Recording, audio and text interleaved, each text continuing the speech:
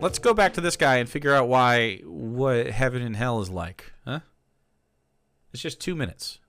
2 minutes of Christianity. Asked me, how can a person be in heaven with complete joy and with no more tears when they know a close family member is suffering in hell?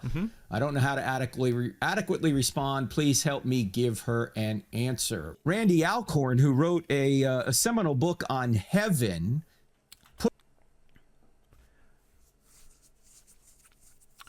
heaven. Other than the Bible itself, this may well be the single most life-changing book you'll ever read. High praise, dude. Seminal. Put it this way, and think about this in the context of knowing your loved ones are in hell. Alcorn said this. He said, although it will be inevitably sound harsh, I offer this thought. He says, although it sounds harsh? Uh-oh. A Christian saying something might sound harsh means it's going to be absolutely vile. How can I enjoy heaven when my loved ones are in hell? I mean, you must just say you just don't give a fuck, right? You just don't care. Why would you care? You're in heaven now. In a sense, none of our loved ones will be in hell. Huh? Because you're not going to love... Only some whom we once loved. Yup. I was right. Fuck them. Nope, you don't even love them anymore. You don't even love them anymore. Your child could go to hell. Love gone. Incredible. This is Christian love. Our love for our companions in heaven will be directly linked to God, the central object of our love. We will see him in them. We will not love those in hell because when we see Jesus as he is, we will love only and will only want to love whoever and whatever pleases and glorifies and reflects him. That's fucking crazy to me. What? What does that even mean? How do you, as a Christian person, explain that to me in a way that doesn't make you sound fucking crazy? Go.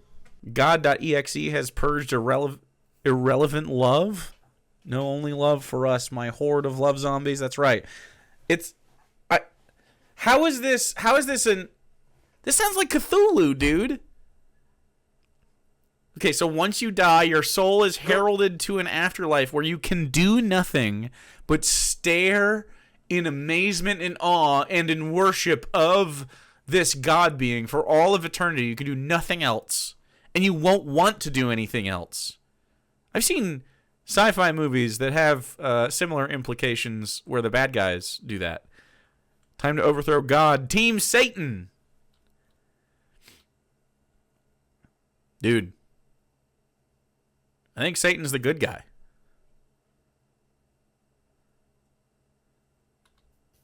What we loved in those who died without Christ was God's beauty we once saw in them.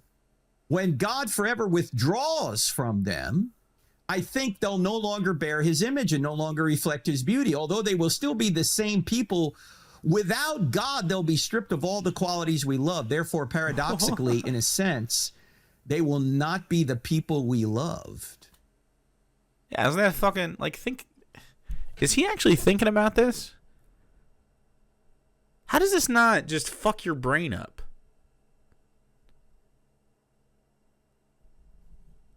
It means, so what he's saying here is that if you die and go to heaven and the person you love most goes to hell, psych, no you don't.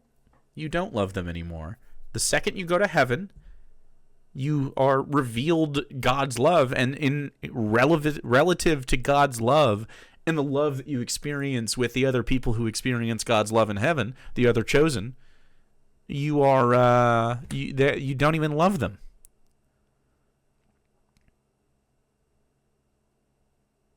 Theological masturbation. It's worse than that. It's like, I mean, this is just brainwashing, man. This is just fucked up. This is terrible to tell people. Now, he goes on to say, this is speculative. He says, I cannot prove biblically what I've just stated, but I think it rings true even or else my theology breaks down. Because if it is heaven and I do love those people, I will be in eternal anguish knowing that I cannot share my life with them. Because literally, it must be true because God can't be evil. I have terrible news for your theology. Even if the thought is horrifying. And he goes on to say, not only in heaven, but also while we are still here on earth, our God is the Father of compassion and the God of all comfort. 2 Corinthians 1:3, he says, any sorrows that plague us now will disappear on the new earth, as surely as darkness disappears when the light is turned on. He will wipe away their tear from their eyes, neither will there be mourning, crying, or pain, Revelation 21:4. So by definition, when you're in heaven, there will be no mourning, crying, or pain, and you will know intellectually that the people that you knew have accepted their fate because they've sinned and they've rejected the Christ that died for them.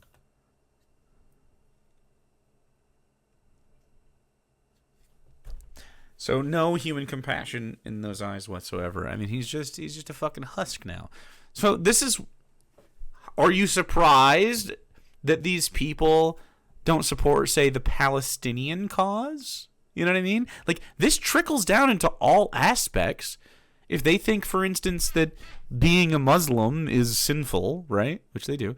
Or being a fucking gay person or a trans person, how do you expect them to have corporeal compassion for you when they don't even have long-term compassion for you in the infiniteness, which is vast more of our existence in their worldview?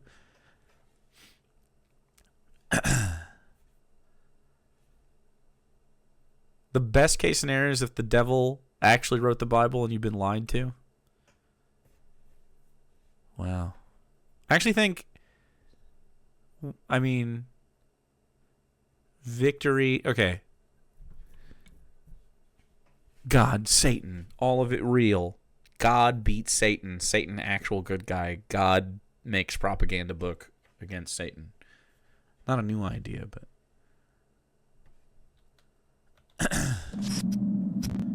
Wow, cross-examined. That was pretty examined. They did a great job. They just made me. I feel like every day it's just like, yep, Christians are still fucking bad people. They're just all bad. Like, if you don't hear that and you just hear you don't hear a disgusting person, you're probably fucking also disgusting. Like, what a bad person. Made so by his religion. It's unconscionable. I'm so glad I never believed any of this shit.